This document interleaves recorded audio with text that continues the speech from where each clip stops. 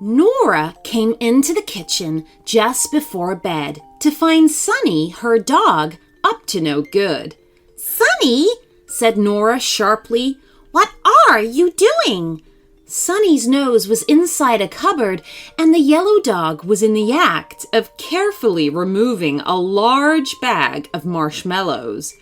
"Oh," said Sunny guiltily. "Sorry, Nora, I couldn't help myself."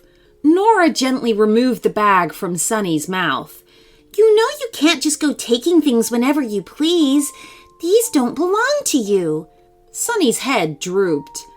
"I know," Sunny said quietly. "I won't do it again."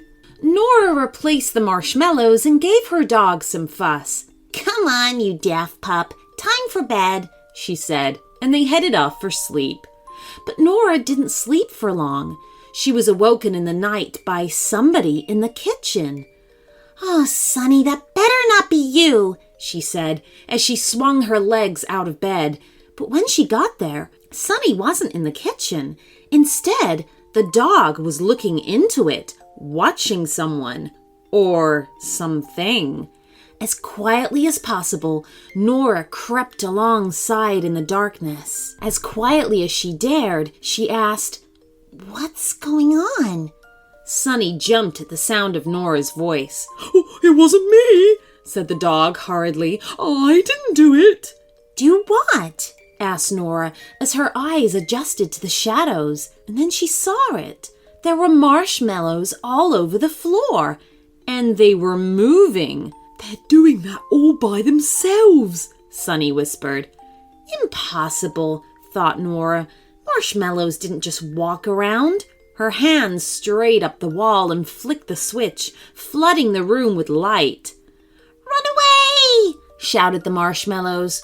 To Nora's utter surprise, every marshmallow had a tiny face comprising 2 tiny black eyes and a small mouth. Arms protruded from their sides and legs beneath. Nora had never seen anything like it in her entire life. "Wait!" she shouted at the fleeing marshmallows. "Come back!" The squidgy, tiny people were climbing up onto the counters and heading to where a group of marshmallows had managed to get the window open. In a stream of pink and white, they were pouring through the gap and out into the night. Sunny took this as an opportunity to give chase, charging across the kitchen floor with his tail wagging, but the marshmallows were much quicker than either of them could imagine. "Quickly, Sunny, we need to follow them!" shouted Nora and ran for the door. "Oh, I'm right with you," called the dog excitedly. Outside, they were just in time to see the last of the marshmallows disappear into what looked like a circle of white light in the ground. "They're getting away!" shouted Nora as Sunny raced forward. Before Nora could warn against it, the dog dived straight through the circle in pursuit. "Oh, Sunny," she said, her voice full of worry. "I don't know what to do." At that moment, Sunny's head reappeared from out of the hole. "Nora, you've got to come and see this," yapped the dog, and disappeared again. Intrigued and amazed, Nora followed. She found herself on some steps dropping down to a world of pink grass and yellow flowers under an orange sky. And everywhere, in every direction, marshmallows played. Millions of them. "Where are we?" wondered Nora out loud. "I don't know," said Sunny, sniffing the air. "I've never smelt a place like this before. It's very sweet." Nora could see marshmallows playing games, chasing each other, climbing trees, sat on swings, reading books, even enjoying picnics. "There are so many of them," she said. Nearby, a wide stream gently cut through the landscape, where the marshmallow folk enjoyed swimming and messing around in small boats. As Nora took all of that in, she saw some larger sailing ships heading upstream, accompanied by a much larger shape rising half out of the water. Upon seeing them, the shape changed direction and came to rest with a pair of arms upon the stream's bank. It looked like a girl, but made from marshmallow. Are you a troll? Asked the girl with a frown. No, just a girl and her dog, explained Nora. We were just following the marshmallows. Well, you might be a troll, said the girl. I'm afraid I can't take any chances. You'll have to come with me so the Queen can see you. The Queen? Repeated Sunny. Oh, I've never met royalty before. Yes, you have, snapped the girl seriously, because I'm a princess. Oh, wow, said Nora, stepping closer. And you're a mermaid too.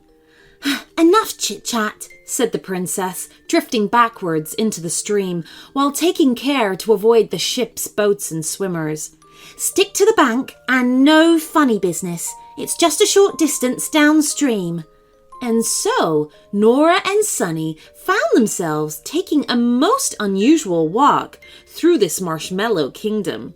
The little sailing ships furled their sails and allowed the stream's current to carry them back the way they had come. Nora saw marshmallow farmers driving tiny tractors pulling miniature trailers. There were marshmallow people riding bicycles along a nearby path, and even a series of hot air balloons soaring overhead. And everyone was happy and cheerful, waving to one another and the princess, and generally ignoring the giant-sized figures of Nora and Sunny. Only the princess and her marshmallow crew upon the ships looked grim and serious. The water widened now, and just up ahead, beside a tall forest, Nora could see a grand castle with 100 tall turrets, each one flying a different colored flag. Oh, it's beautiful, said Nora. Then the sound of trumpets accompanied the lifting of the portcullis as the wide drawbridge came down. 1,000 marshmallow soldiers marched out ahead of another spectacular sight. A large marshmallow unicorn wearing a crown behind her horn. This is our queen, said the mermaid princess, bowing her head. The marshmallow soldiers marched right up to Nora and Sunny before standing to attention in 2 neat columns that left the queen enough room to walk gracefully up through the middle. And what do we have here? asked the marshmallow unicorn with a frown. It might be a troll, Your Majesty, announced the princess. You're not very ugly, said the unicorn, leaning down for a closer look at Nora. I always thought that trolls had big, wide mouths and broken teeth and big, dribbly noses, and you have none of these things. That's because she's a human, said Sunny, trying to be helpful. Said the queen, turning her attention to the dog. You could be a troll. I am not, barked back Sunny. I'm a dog. I'm proud of it. Oh, I suppose you are rather small for a troll, admitted the queen, but we do have to be careful. I'm sorry if we've caused you any trouble, Nora said. We'd happily leave the way we came. We just wanted to see where the marshmallows were going. The queen was about to answer when a little marshmallow soldier ran towards them, puffing and panting. Your Majesty, it shouted. In the woods! It's coming! The troll? Gasped the unicorn. The tiny marshmallow nodded. General Sugar Dust! Shouted the queen. Turn my army towards the forest. I want this troll dealt with once and for all. A marshmallow began shouting orders, and soon the army returned. And facing the trees where everyone could hear a creaking, cracking noise as branches splintered. All the soldiers were carrying long poles with sharp tips, and on General Sugardust's orders, they lowered their weapons to point forwards. Stay close to me, Nora said to Sunny. I don't like the looks of this. With a roar, the troll burst through the trees. It did indeed have a wide mouth and broken teeth and a big dribbly nose, but it was also twice as tall as Nora. Yummy! It shouted in delight as it saw all the assembled soldiers. Lots of snack-sized marshmallows! And then its yellow eyes fell upon the queen. Even better! better. A great big marshmallow unicorn. That'll fill my big fat stomach right up. Protect the Queen, ordered General Sugardust. Charge! 1,000 marshmallow soldiers advanced on the hulking great troll, brandishing their pointed weapons. But the troll's skin was tough and thick, and the sharp weapons just bounced off. "Ho ho!" laughed the troll. "That tickles!" He swept his big, knobbly hand down and scooped up a handful of soldiers. "Time for a snack before the main meal," he laughed with a lick of his lips, and he opened his mouth wide to drop the marshmallows inside. Without stopping to consider the danger, Sunny leapt into action, bounding over and between the marshmallow soldiers and barking with every step of the way. The troll had never seen a dog before, and this ferocious ball of yellow fur made him stop what he was doing instantly. "What is that?" roared the troll as he dropped the soldiers he was holding. "Get it off! Get off!" Sunny was running in circles around the big troll, barking and snapping and generally being a big ball of noise. The troll didn't know what to do and began to step backwards, but Sunny's constant changes of direction had the troll disorientated.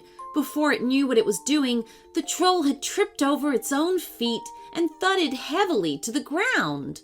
Springing upwards, Sunny landed on the troll's chest and grrrred. "Help me!" wailed the troll, covering his eyes with his big hands. With the troll cowering in fear, it was easy work to get Sunny to steer the creature to the castle's dungeons. Once it was safely locked up inside, the marshmallows were all soon cheering with delight. "Good dog," said Nora as she gave Sunny a belly rub. "My kingdom owes you both a great debt of gratitude," announced the Queen, bowing her horns towards them. "My subjects can now relax, safe in the knowledge that the danger has passed." "It really was all Sunny's doing," insisted Nora. "Perhaps I could invite you to stay for tea," asked the Queen. "Would you like that?" "Oh, yes, please," grinned Nora. "I shall get cook to prepare 30 different kinds of cake, and there will be hot chocolates for everyone." "With marshmallow?" Sunny went to ask before suddenly stopping. "Shh!" hushed Nora, her eyes wide. She very much doubted they put marshmallows in their hot chocolates here. Fortunately, nobody seemed to notice. "And you must visit whenever you like," insisted the Queen. "But, I'm not sure how," said Nora.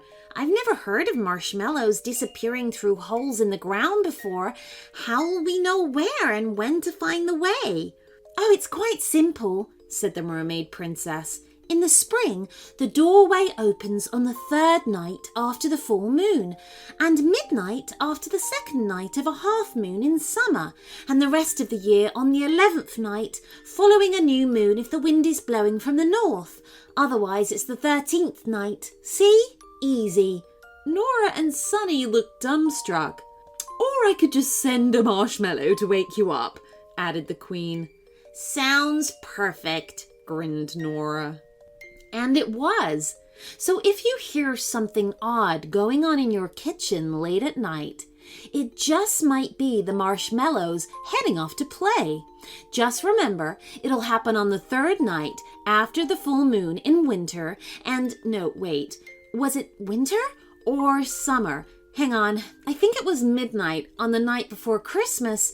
No, that's not right. Was it 2 nights after Bath Night? So that you don't miss a single episode, just click that subscribe button.